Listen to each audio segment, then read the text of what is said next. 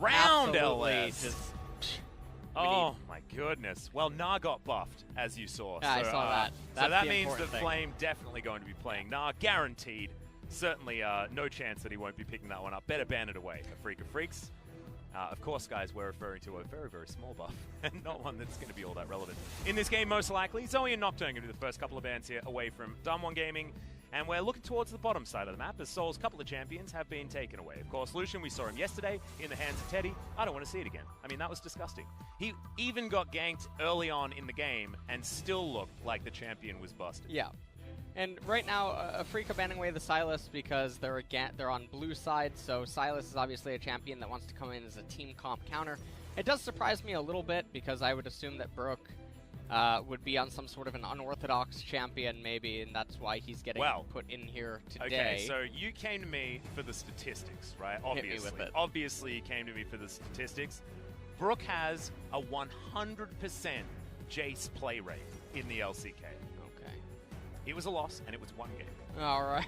His experience comes down to one game's worth, and his other stage experience was 2017 Kesper Cup, playing for the Gyeonggi squad that qualified into Kesper by Kesper's other competition that you have to get in here. He played Maokai, singed, and then Maokai Finish me off.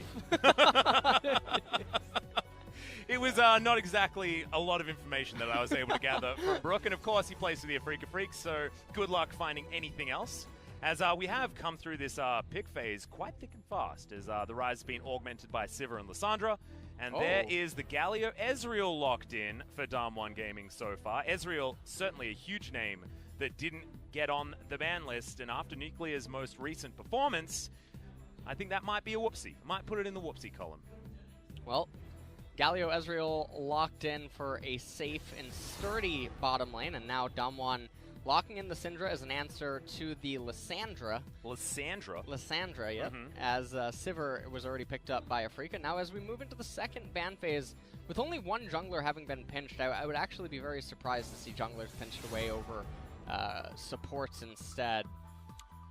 So, probably just going to remove supports away from the Sivir. Yorick now being banned away. Yeah, Flame not going to be getting on that one. I've had a sneak peek into Flame's match history, and he's been playing a hell of a lot of Vladimir, and Vladimir hasn't been banned away just yet. And generally, up against DAMWON Gaming, you want to ban the Vlad. This time around, though, Afreeca Freecs are lucky. Not going to have to deal with it in the hands of Showmaker because he's shown his hand. The Syndra is certainly going into the mid lane. Rek'Sai took a long time to get banned away, but will be taken off the board. Of course, 9.4. Sees her making her re-debut into the jungle. It was good to see her in the hands of Clid. Not so good seeing her elsewhere. Lee Sin banned away because there is quite a lot of magic damage actually present on both of these teams. So the Rek'Sai and Lee Sin bans aren't that surprising. Probably means Olaf or something like that is likely to be coming up. There it is. Yeah, Olaf being looked at. The other option would, of course, be the Tahm Kench, but going to go for that aggressive jungle choice instead. And, of course, the Galio is still there. Theoretically, a flex pick towards the top side of the map, but not likely to be going into the hands of Flame. So that should be the Ezreal Galio on the bottom side. Almost got tricked into thinking that Galio was anything but a support. Kha'Zix is being hovered right now, and I think this would be a really poor decision because he doesn't really have easy access to any of the champions on DAMWON Gaming. And right now, Afreeca is already outranged via the Syndra and the Ezreal, and even if you're going to have a reliance on a Sivir ultimate, there's anti-synergy in the itemization spikes for these champions. They come online at different times due to the difference in the gold cost for their items, but also the fact that Rise has a quest to complete. And so with that being said, now they're hovering Pike too, they're funneling into this extremely all-in Smork composition. I think the player actually doesn't know what's going on either. He's pondering, did we just pick two aggressive champions into Ezreal and Syndra while we're all extremely short range? Don't do it to me. Aatrox is being hovered. Yeah. Would be going into the hands of Flame, most likely. Although, I guess, in theory, Olaf could be heading towards the top side of the map, but not likely to happen. As, okay, there we go. Aatrox up towards the top side. It feels like Summit was the sort of last bastion of Aatrox play that we've been impressed with in the LCK. But otherwise, it really has been a relatively forgettable pick. A lot of these teams really like playing around Aatrox. purely because the team fights work in a specific way, right? He goes in with World Ender, he causes a ruckus in the backline, and that is how you're able to get your free damage onto the front line, right? You can understand how the team fight is supposed to work if you're playing around an Aatrox, and a lot of these teams got used to it, and you can understand why it's still being picked. However, I feel like his laning phase is just trash. So we'll see whether he can be piloted well here by Flame. Certainly experience is not in question, but we'll see whether the old man mechanics are going to work out here for the man on the top side for DAMWON Gaming. I'm going to take one last quick look at the team compositions, talk about what each of them want to do. So here for Afreeca, Sivir, Alistar, Lissandra, Kha'Zix, and Ryze. So obviously this team, they want to go in, they want to look for these pseudo types of picks with Lissandra. And they have access to a 1-3-1, although I do think that it's going to be quite weak, given the Ryze and the Lissandra aren't going to have the best of time moving the champions on DAMWON. Aatrox, Olaf, Syndra, Ezreal, and Galio. These champions just need to wait until 2 and 3 items, and even though they have some anti-scaling present on the Olaf, it's not really going to matter all that much because the range is just there for them. Yeah. And so, as long as they play safe and sturdy, they have red side jungle, they're able to turtle that, deny Baron. I don't know how Afreeca is actually supposed to win an even game. Well, we'll see whether they can as we get onto the Rift for game number 1.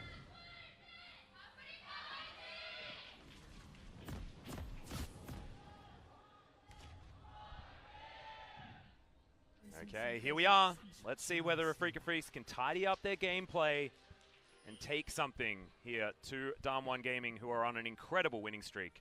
At the moment, the thing that I want to talk about is the Syndra pick. The first time we saw her here in the LCK, it was abysmal. It did not work out at all, but recently we've seen players like Tempt really shine on this pickup, and I feel like Syndra works extraordinarily well with a high-pressure jungler. And you look at the Hands of Punch, he's managed to get himself the Olaf, he had his Lee Sin banned away, his Lee Sin has of course been phenomenal. But with the Olaf there, it means that they're going to have a guaranteed pushing lane in mid, because that's exactly what Syndra is going to provide for you, and it will open up the door for the Olaf to really cause a ruckus into Dread, who is going to take some time to not be an incredibly squishy Kha'Zix that can get preyed upon by the Olaf. And I think that with the way that these lane setups are, Ezreal and Galio are able to be self-sustaining down there in the bottom lane. The only real potential issue could actually come for Aatrox up in top lane, so wouldn't be surprised to just see Olaf end up going into a Folk there. In fact, I would think that anything other than that would be a pretty poor decision, and Dread, if he ends up reading it correctly, should go for one as well, even though the onus is actually going to be on Dread to make sure that the middle lane does not go catastrophically, and to also ensure that, you know, his laners don't get ganked at all by the Olaf around level 4 and 5, and already we're taking quite a bit of damage, but this is Lissandra's playstyle. She expends all of her mana, trades it for her HP, you end up poking her, you don't have teleport because you're forced to take cleanse, and then she's able to come back into the lane, and so you're basically fighting against 1.5 champions. Okay. Well, at the moment, Brook is receiving the poor end of the spheres, coming out of Showmaker, who has been relatively impressive with his skill shots at the moment, making sure he reapplies Airy as often as possible here in this lane. And Syndra has been one of those champions that players want to flex with, and speaking of flexing, the Taunt is going to land here onto Sol. Punch comes down, though, and he's going to wrap around behind the Afreeca Freecs bottom lane. Sennen already very low as Showmaker. Down below 100 health is Brook. Has to flash to get out of the way. No ignite, of course, so is going to be okay. But a flash before 3 minutes hits is bad news for the mid laner of the Afreeca Freecs, who is also the sub-top lane of the Afreeca Freecs. Yeah, this is a really bad position to be in mid lane. As Brook, you don't want to have to be recalling this soon, and he ended up buying boots, not even a Dark Seal. So he's not going to have access to the extra mana or the passive, which is going to make it more difficult, and we can see that Showmaker gets a really good recall timing. Lissandra's actually going to be hard-pressed to shove in the wave, and then lane priority will end up going over to Showmaker as soon as he returns to the lane. He has a massive XP advantage, has the Dark Seal, the Fairy Charm, and everything is just going really bad across the map, with the exception being top lane right now. Yeah, for things going Afreeca. okay for Keen, but of course that has been the story. That's exactly what we expect from Afreeca. Keen does well, everybody else is not exactly in the greatest position, and then the hard carry attempt comes in from Keen as there's a stun down in the mid lane, but you can see Showmaker just flexing his muscles, making sure that Brook isn't going to be in range for even a Q onto this minion wave without taking a spear to the face. Lots of pressure coming out from Showmaker, and what he's doing is Brook is endlessly queuing these minions, and in doing so, he's chipping some of them at very awkward timings, and so it can cause him to miss CS like this. Showmaker could actually zone him out of the XP here. Very surprised that he's not doing it. He's gank immune to Kha'Zix, given the fact that he has the cleanse. And with the minions in such close proximity, there's no isolation damage. Brook is playing this really poorly. Not to mention the fact that... These Qs are abysmal. Oh, my God. What? Oh. Forgot. Let me give you some antonyms. Those are great Qs. No, it was more your pronunciation that I had a problem with. The Qs were certainly abysmal. You're exactly right. Brook was not exactly having the best time over there. Well, I do like this because Showmaker can do this for multiple reasons, right? You already illustrated the fact that he's gank immune based on the cleanse, but he's also gank immune based on the fact that if Punch finds Dread at any stage, he's going to win. And their 2v2 is just ludicrous in comparison, as Showmaker is just throwing beach balls at Brook, and Brook can't do anything. He's like the little kid at the beach, you know, and the beach, he just doesn't know how to catch, right? And the beach ball just keeps hitting him in the face over and over again. And we might even have a turret plate going down as 44-26. What is this autofill ruckus that's happening here in our mid lane? And B-Rook is getting absolutely annihilated here in the middle lane. Oh, there's the flash forward. Unleashed Power comes out as Showmaker finds it with the Scat of the Week. The flash forward from Dread. Showmaker not going to be able to hit him with anything as Punch turns up, but a little bit too late. You'll take it, though. First blood going over to DAMWON. Keen in trouble here as Flames going aggressive on the Aatrox. Like I mentioned, you know, he went to Oshak Hennessy's office, and once he was there, he learned the error of his ways by the looks. Showmaker told B-Rook to go there, so yeah, well, that's what just happened a moment ago. Is that what we're going to call the death chamber, Oshak Hennessy's office? I really hope I hope you guys at home have actually watched Key and Peele, because otherwise this would be a very confusing conversation. As this isn't confusing. This is Showmaker hitting level 6, throwing some spears at his lane opponent, and getting first blood, and then being immediately answered because he's in between two turrets, which is certainly a bad news story. Has himself his lost chapter, and he's up against a couple of rings. He's up against double Darkseal, and I feel like a lot of players that do this don't totally understand why they do it. Oftentimes you'll see professional players or something doing a build and people just follow suit without thinking, well, what's the reasoning for doing this?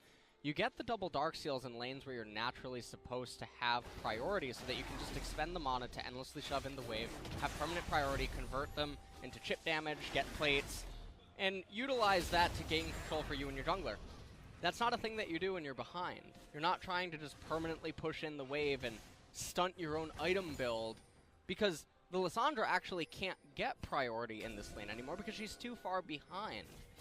Yeah. There's no vision to secure because the jungler's behind because of how behind you are in mid. So this is a pretty classic example of someone not thinking about the items that they're building and instead just going on autopilot. You can sort of understand why he's gone for it, just because he's like, oh, well, I'm getting harassed a lot, and therefore I want to have the extra sustain that you get out from it. Showmaker not going to quite find the Scat of the Week as in goes Brook. Does have an ultimate available here as Punch wants to get some damage down, and Unleashed Power is not enough from Showmaker. In goes Barrel, wants to find the flash, but isn't going to be able to do so, and that is a big deal for the Afreeca Freecs. Brook does have to use his flash, but we'll get some Dark Seal stacks and some well-earned money. And that's a big pickup for Brook because he was having a really rough time in mid. Now, right now, Dread is being locked up in that middle lane. Punch is falling behind quite considerably, actually, in the experience department, which is surprising. And yeah, this is what we weren't expecting, right? This is what's happened in this game that hasn't gone to plan here for DAMWON, and it's the fact that Punch, on the Olaf, hasn't been able to exert any dominance over Dread, who's really had his way with the jungle at this point. And Flame coming in here, Keen. Yeah, Punch is going to turn up. This is going to be so much damage. Oh, God. Oh, no. Yeah.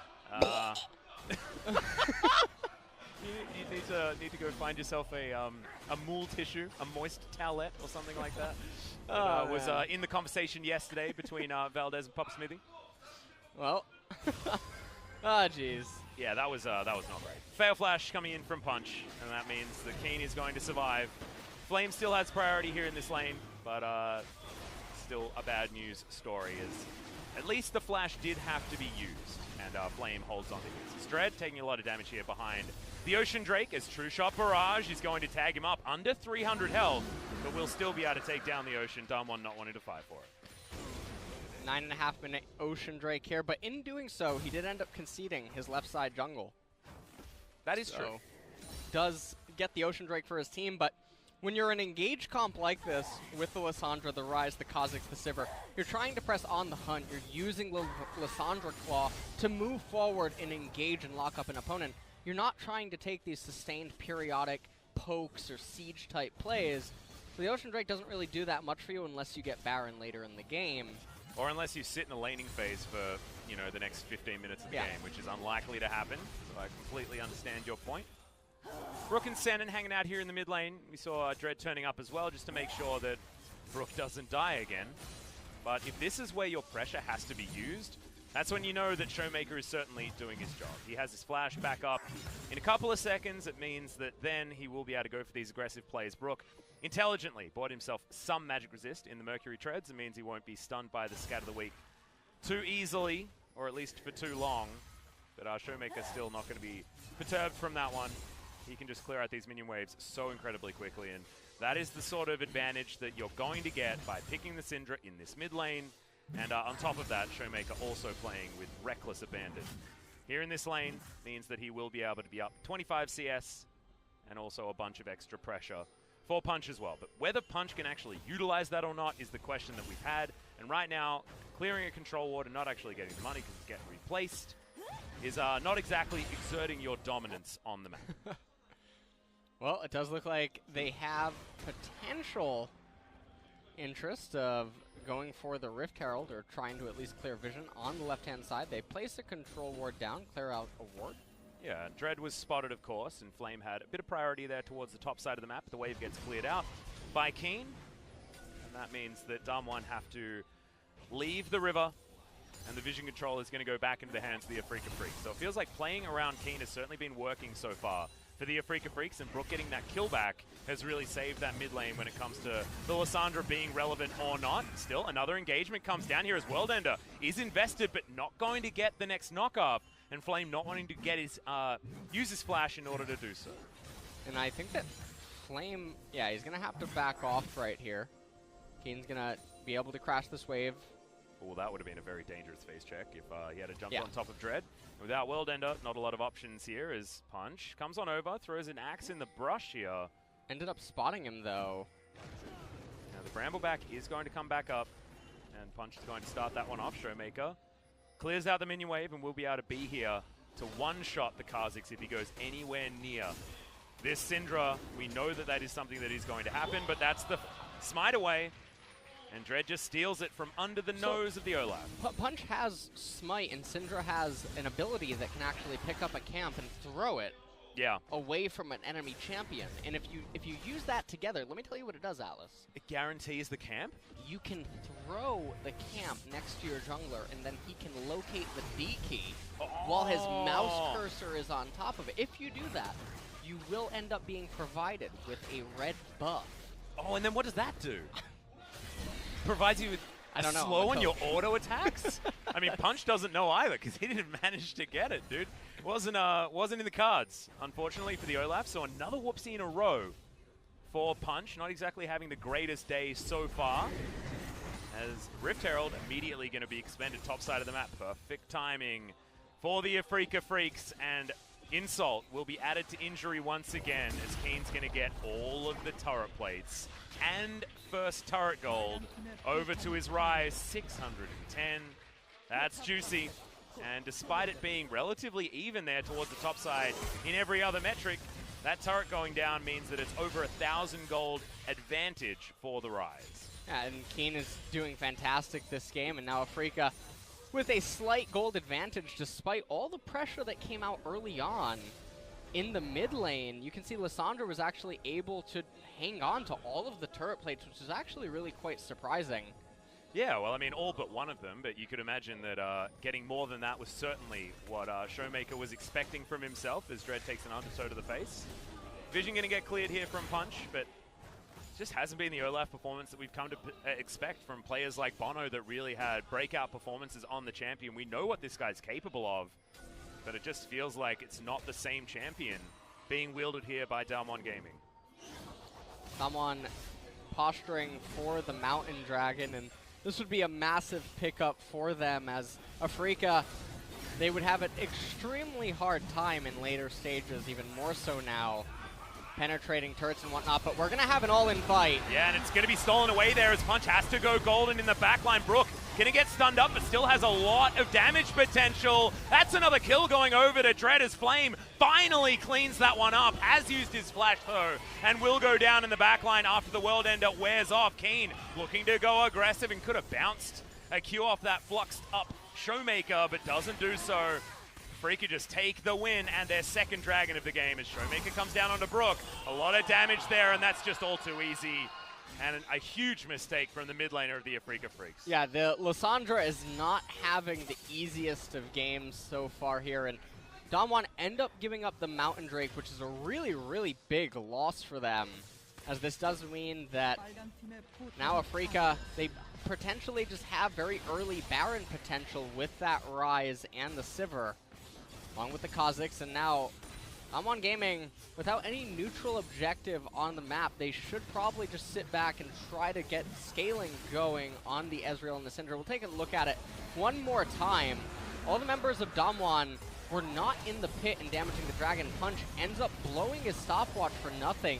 Nuclear goes over on the left-hand side, but Afreeca's angle and positioning in this fight was too good, given the way that DAMWON mishandled the approach to the Dragon. Not to mention the fact that Sivir with an Infinity Edge honestly was untouched. It was like she was invisible throughout that entire fight, if you were to watch what she was doing. And this was just a straight-up mistake coming in from Brook. All too easy there for Nuclear to pick up that kill. And the Afreeca Freecs go back to cleaning up things here in the mid lane. Outer turrets on both side lanes have gone down for Afreeca, and that is why they're in the lead based on these neutral objectives. But still, 1,000 gold is nothing to worry about here for DAMWON, and their composition will work well as this game keeps on going, right? Well, see whether they can navigate it.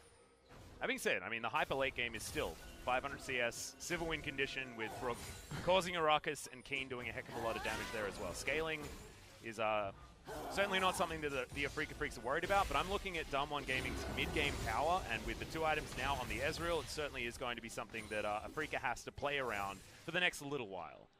And if you're Afreeca right now, you need to just recognize that there's no reason to try to poke the bear or force anything, because right now they are in the driver's seat ever so slightly, but it could all just go away instantly if they just end up making one really big misstep. And DAMWON, like I just said, there's no dragon, there's no herald. The next dragon's a clown drake, so it's not going to be the highest of priorities for either team. So as long as they sit back, let the Ezreal get to 3 items, let the Syndra get to 3 items, and open up the one-shot potential on multiple members on the side of Afreeca, that's how DAMWON can slowly come back into the game. And they have the luxury of knowing that later on, around the 22-25 minute mark, they can turtle their red side jungle and deny Baron attempts from the safety of it.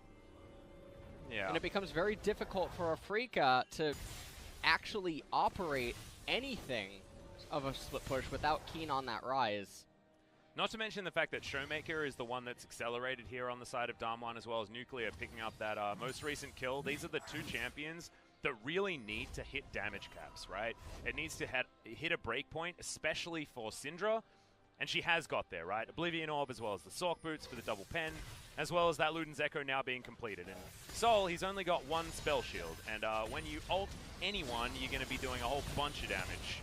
A whole bunch of different times here if you are the Syndra, so If it gets to the point where Soul just gets one-shot by the Syndra, that's when you just can't teamfight anymore as the Afreeca Freecs, unless you can position very well around where this Syndra is. Right now, Keen with the Seraph's Embrace and the Oblivion Orb. Not the biggest fan of going Oblivion Orb when the enemy team has already shown you that they are going to go into the magic resist department.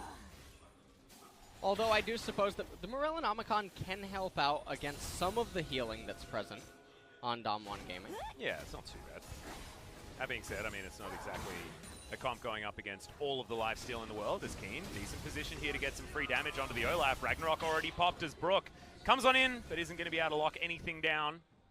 It feels like Punch is having a real off day today. I think someone spiked his punch. Oh. You know, I think maybe something's going a little bit wrong there. Yeah. Hasn't been a great look for him so far. That being said, can't give up on DAMWON Gaming at this point still. You have to remember that this squad is 6 victories in a row and did not struggle against the Afreeca Freecs last time around, but the games look very different. To this, True Shot Barrage going to tag Keen. He's the man that you have to keep your eye on as you're talking about quests to complete. The first one is done. The Seraph's Embrace transformation has come in. And still just looking to augment his build with even more damage. Taking the Phase Rush does have the passive, so there's going to be shields abound, as you can see. Now with that Seraph, it's going to be even more difficult to lock him down, as Flame's going to meet him on the bottom side of the map. Finally has himself an item built up, as Flame completes the Black Cleaver is his first item of choice.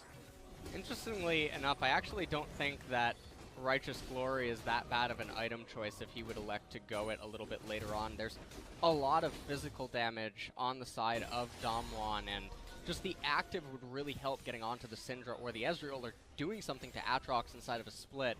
Yeah. So we saw it was Pawn that picked up the Righteous Glory on the Rise most recently. Has a bit of mana on it, so you're not going to be too worried about grabbing that one on the Rise. Some synergies. Right now, Ocean Drake going to be coming up next. Again, not a very high priority Drake, and even if you're a Afreeca and thinking to yourselves, well, we can get 2 Drakes, it doesn't really do anything due to the way that the team composition operates and conducts itself. It's not like you're going to take, again, a Siege or some sort of a poke underneath a turret and then back up a little bit, wait for a minion wave, and then fire off again. So not the highest value dragons, and all this is really doing is allowing DAMWON to keep getting more and more items, and they've locked this game almost permanently at just a 1k gold deficit here. Yeah, and they've allowed Nuclear to pick up his second tier. He's going towards it, does have the Muramana transformation, so we've got a transformation each on both sides of the map now. And the Ezreal is going to become more and more difficult to deal with, and with the fact that Sol is sitting on 2 items and Ezreal is almost getting towards his 3rd and epic power spike in the double tier stack, that's when DAMWON are going to be able to cause a lot of problems for the Afreeca Freecs. And Nuclear has shown us that he is one of the Ezreals that needs to be respected here in the LCK. Right now, Rise getting a lot of value in the Barrel might just be dead here, though, guys, as he does go golden. Punch is going to turn up, and Nuclear gets in there. That's a very aggressive Arcane Shift. There's a lot of damage down onto Sen, and we're going to trade the supports as Keen gets right in amongst it. Showmaker is deleted, trades his life for the jungler, but that is not what you want as the mid laner, and a lot of the damage that is available here for DAMWON Gaming. It's an even trade in the end, but not exactly the trade of champions that you wanted if you're a DAMWON fan. Yeah. And right now, it does look like they are going to go for the mid turret. I actually think that Afreeca just lost out on an opportunity to delete the Ezreal. If they do a flash Rune Prison as the Lissandra Claw just gets started on the channel, I think they would have actually been able to bring him down underneath the turret. But regardless, this fight starts off with Beryl getting caught out.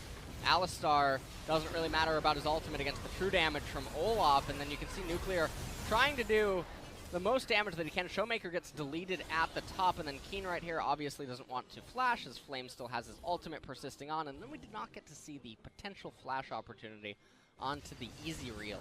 Yeah. Not quite there, but they were able to take down their last remaining outer turret that was left on the map. The gold is not going to change, however.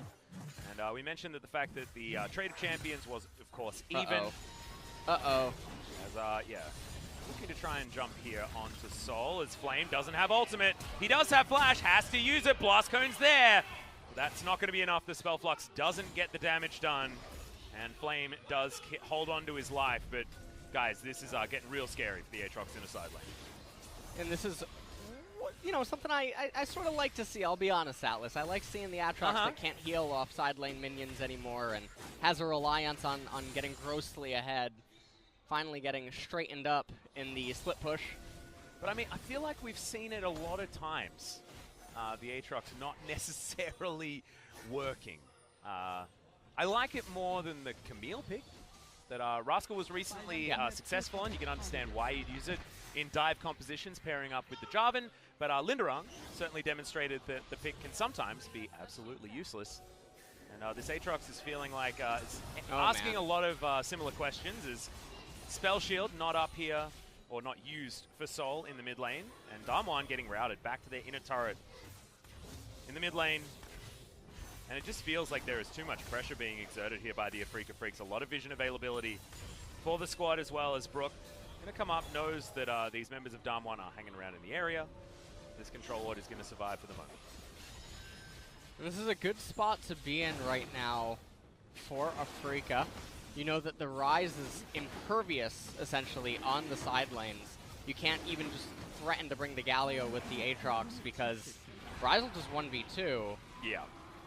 He's going to recall right now. I would really like to see Righteous Glory on him because then Aatrox just cannot run away. But instead, it looks like he's going to end up going Banshee's Veil. Or Zhonya's and a Void Staff, yeah, which I would personally like a lot.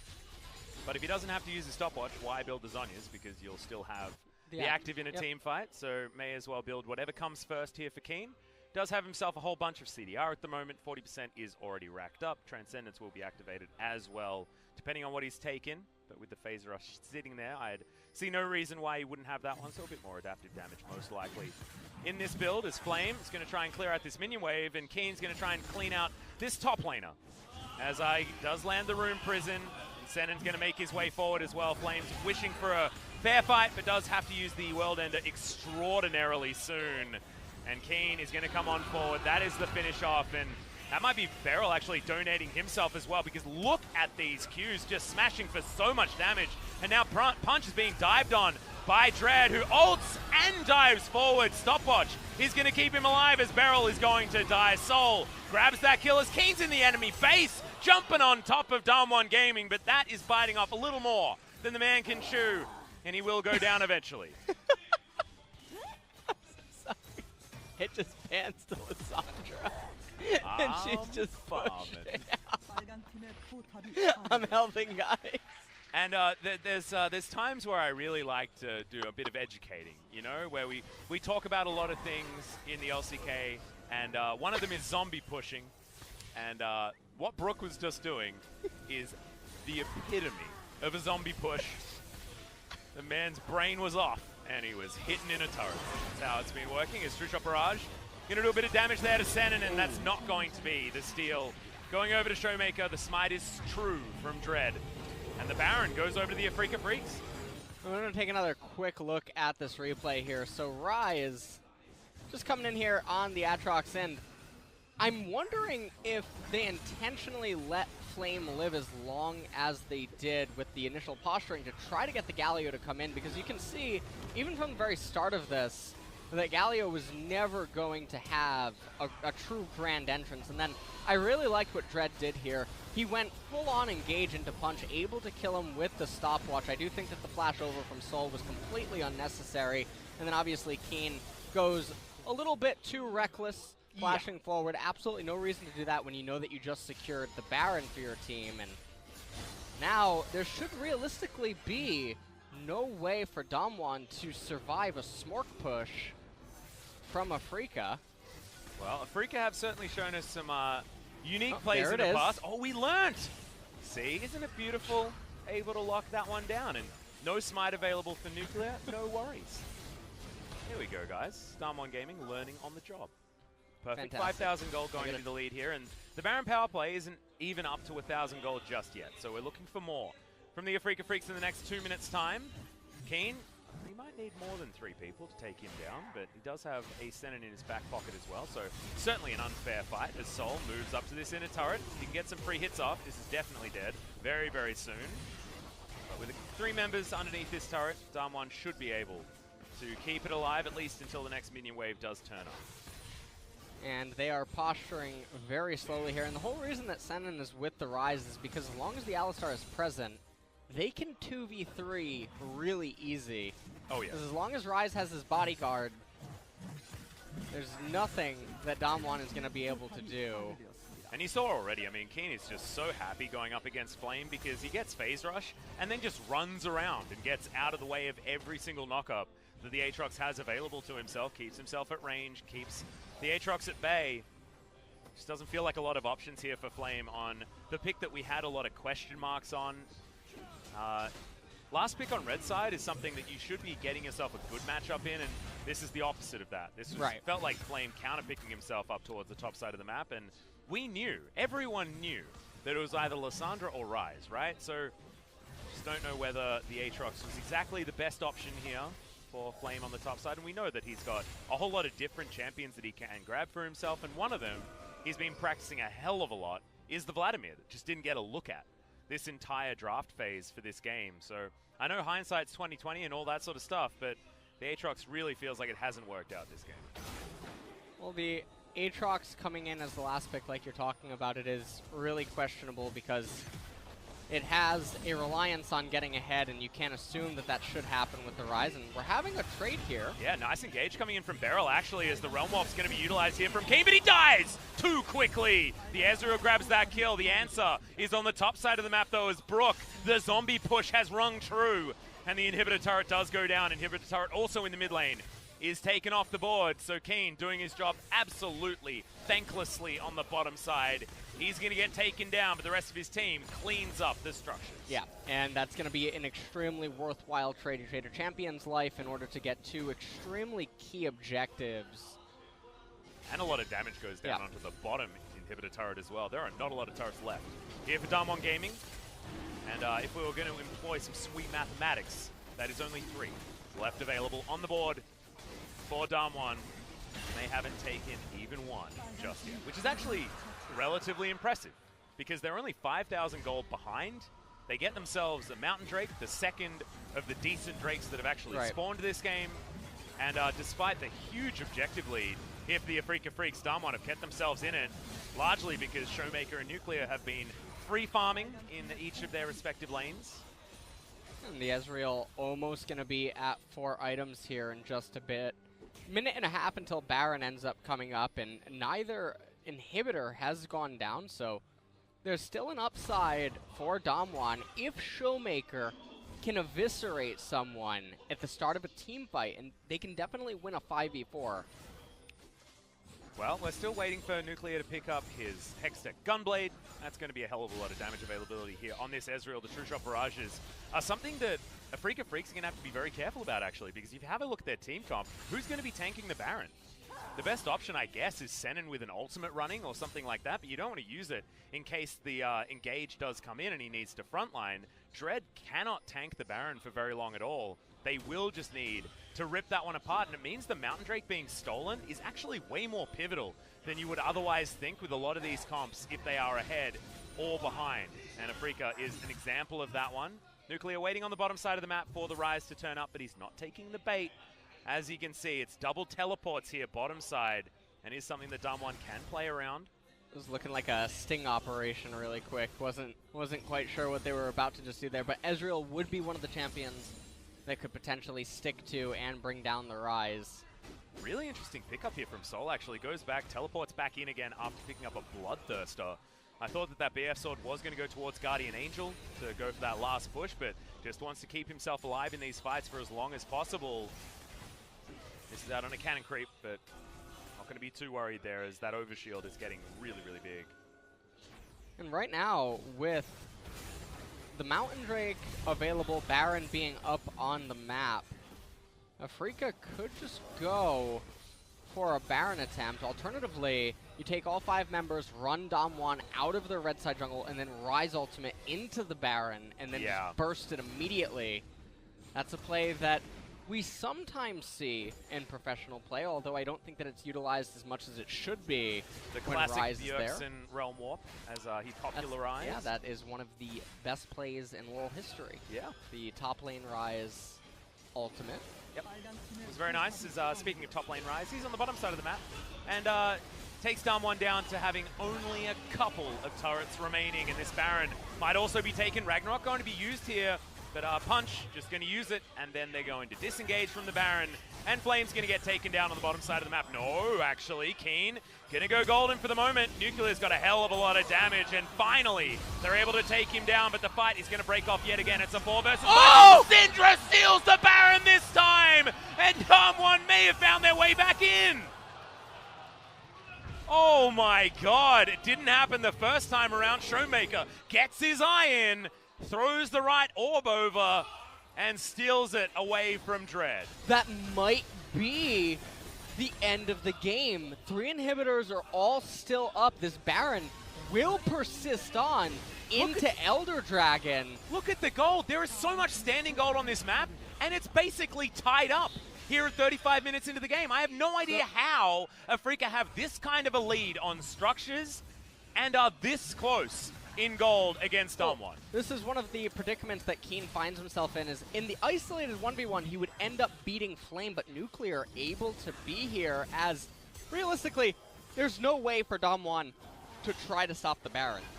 Outside of Syndra trying to steal it with a QE, and that's exactly what she ends up doing, and Senin did his job perfectly, knocked the Olaf away from the Baron. That Syndra is, she's quick with her hands. Yeah, absolutely. But right do you know what happened just there? That was Dread smiting early, my friend.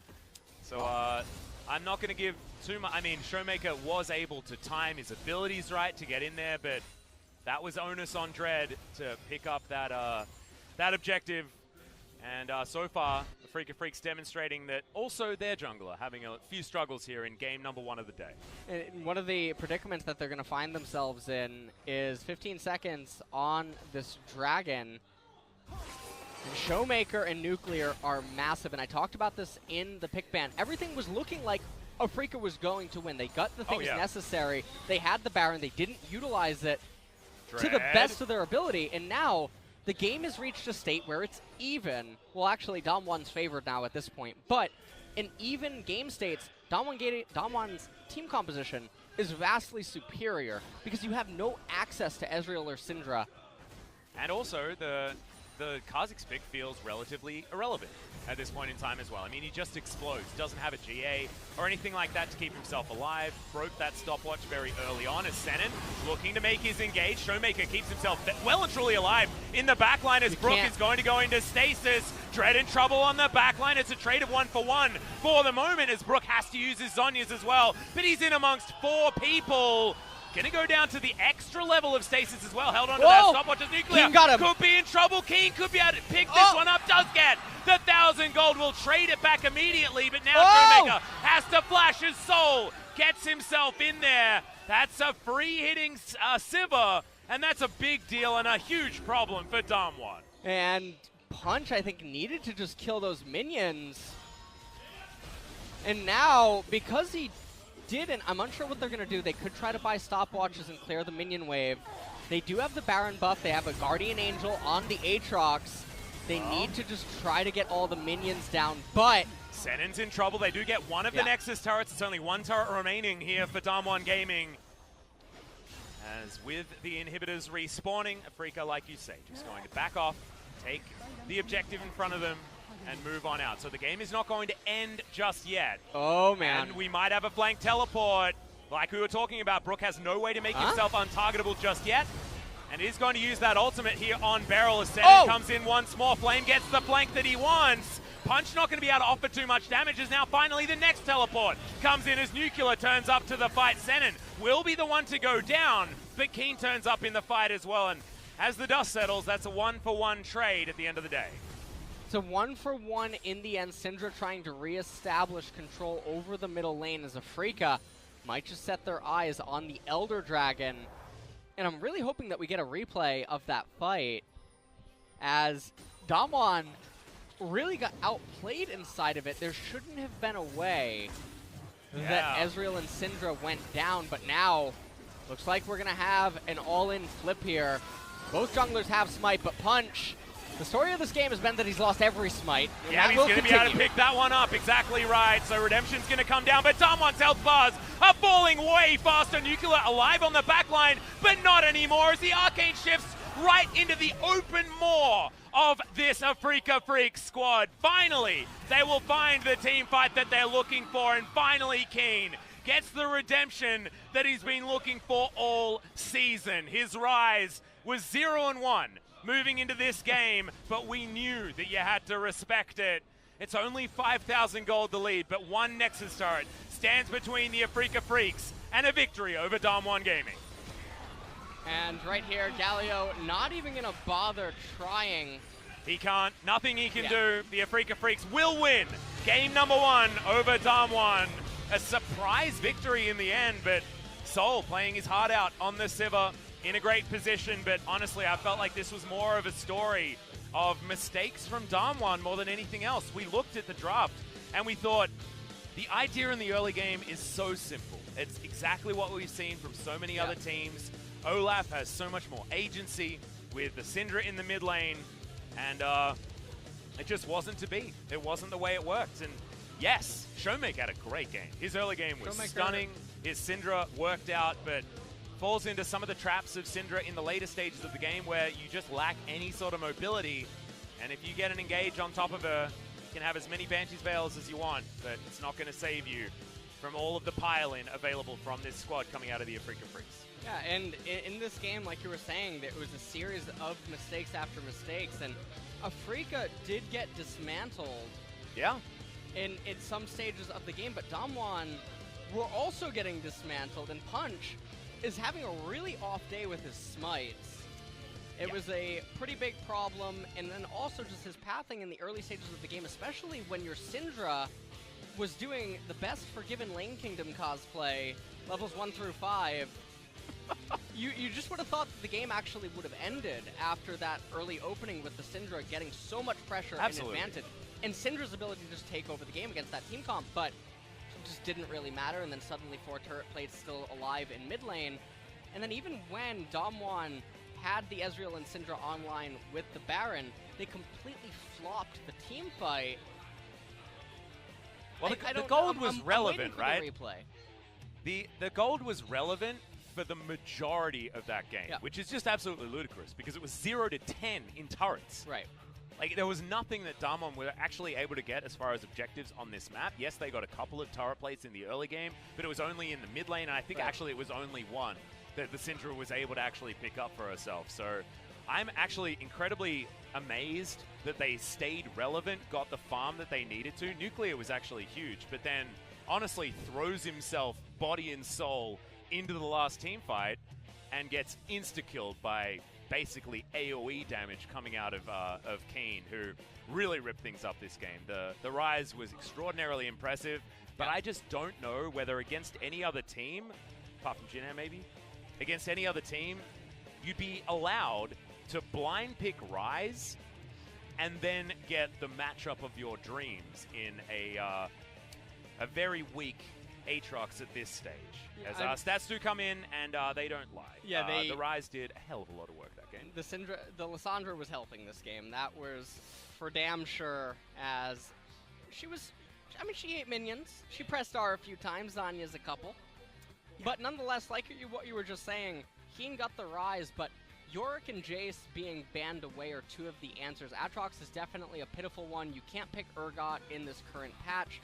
Vladimir is actually really bad into Rise, and then coupled with the Syndra and the Ezreal would allow the Afreeca comp to get a lot of magic resistance, which could have very, very poor they needed physical damage, so I guess, towards the top side. At that point, your champion pool is going to be very limited, so well, maybe that's a problem for Flame. Well, we'll see what happens.